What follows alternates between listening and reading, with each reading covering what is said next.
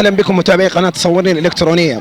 تتواصل تغطيتنا هنا في المباراة النهائية لبطولة البيت الإماراتي للعود التي انتهت قبل قليل بفوز الدولي على فريق كويك برجر 3-1. في هذه اللحظات نستضيف لاعب نادي الاتحاد السابق كابتن سامي شاص أحد ضيوف هذه المباراة. كابتن سامي مرحبا بك.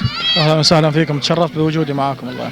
كابتن سامي حدثنا عن رأيك وانطباعك عن هذه الأجواء الرائعة، مباراة نهائية تنافس بين فريقين، كيف ترى هذا الكرنفال والختام؟ اولا بسم الله والصلاه والسلام على رسول الله. طبعا ما في شك جده معروفه بكوادرها ما شاء الله تبارك الله، ممتازه في تنظيم الاحتفالات والنهائيات، فما في شك انه زي المحفل هذا انه تقودوا مجموعه شابه من شباب جده بنهائي وحفل ختامي يليق بسمعه جده. كابتن سامي دعني انتقل يعني الى الامور الشخصيه او عنك، الحديث عنك. لو استمعت في الشوط الثاني للمعلق تحدث عن سامي شاص لاعب نادي الاتحاد وذكر قصه الهدف في مرمى الاهلي، الهدف الشهير، وفي نفس المباراه يتكرر في مباراه اليوم تكرر هدف مشابه لهدفك، والمعلق يعني قارن بين الامرين. كيف ترى صدى هذا الامر سامي شاص الذي لم يعمر طويلا في الملاعب ولكن الجمهور يتذكره بهذا الهدف؟ كيف انطباع هذا الهدف عنك لديك يعني؟ وحكينا قصة الهدف مثلا لو في شيء يعني خاص.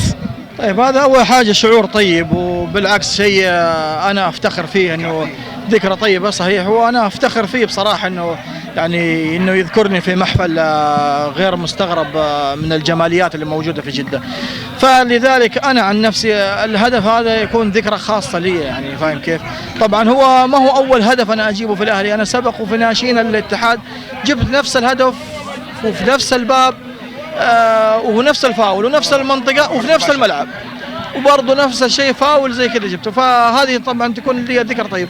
طبعا في اهداف اخرى في مرمى نادي النصر وفي مرمى نادي الرائد والنجمه والهلال وكذا، فهذه طبعا كلها اهداف يعني انا برضه زي ما تقول اني امتاز فيها بتصويب وزي كذا، ولكن الحمد لله على كل حال يعني في محفل زي هذا وانا ينذكر في اسمي وترجع الذاكره للخلف سنوات طويله، وبالذات يعني في هدف، ولا تنسى انت اللي سجل هدف فريق اهلاوي يعني فهذه ذكرى طيبه بصراحه. انا جدا اعجبت في اللقاء ولا اسلوب الالقاء اللي كان يقدمه المعلق. كابتن سامي بما اننا نتحدث عنك استطيع يعني خليني اسالك، اقول اين سامي شاص؟ لم يعمر كثيرا في الاتحاد، اين هو بعد ذلك؟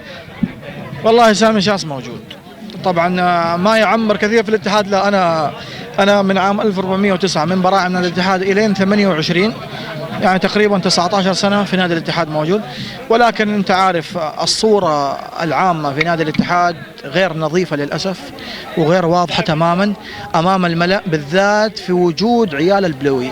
يعني أنا أعطيك إياها من الآخر، هذا عائلة الله يعين الرياضة السعودية بصفة عامة على وجودهم في هذا، فما راح تنظف الرياضة السعودية إلا بإبعادهم نهائيا عن الكرة. أفهم من كلامك أنه نقدر نقول تم تغييب سامي شاص عن الفريق الأول وتمثيله والاستمرار كثيرا؟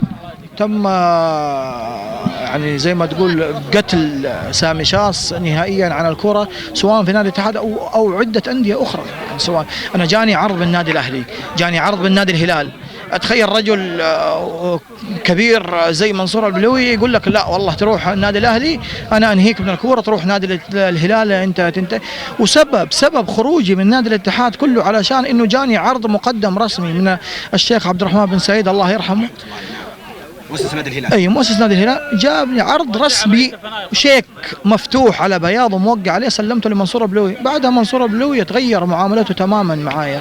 يا اخي ليش؟ طيب يا اخي اذا انت ما قدرتني في غيرك ان الانديه قدروني.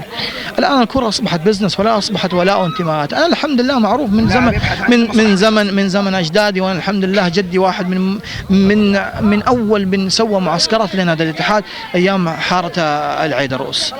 فلذلك انت ليش تيجي تحاربني؟ الحمد لله انت ما تدخل في الذمه وما تدخل في ولائي ولا تدخل في انتمائي، ولكن الحمد لله على كل حال هذا حال الرياضه. انا ما اقول غير كلمه اخيره، الحمد لله اني انا طلعت من الرياضه اني امشي على رجولي سليم يعني، بس هذا يعني بسبايب البلوي وسبايب الخزعبلات اللي انا كنت عايشها يعني معاهم. كابتن سامي شاص، بماذا تختم هذا اللقاء؟ ماذا تقول لاعضاء اللجنه المنظمه لقناتنا قناه صورين الالكترونيه؟ اولا اشكركم على تواجدكم ما شاء الله تبارك الله في جميع محافل جده، يعني ما شاء الله اسمكم ساطع ولامع في عالم الاعلام. انا اشكركم على تواجدكم، اشكر الاخوان العاملين القائمين على المباراه الختاميه وعلى الدوري بالكامل. ما في شك انه هذه هي جده، وهذا هو شباب جده، والروح اللي في حلاوه شباب جده. يعطيكم العافيه. الكابتن سامي شاص نجم نادي الاتحاد السابق، شكرا جزيلا لك.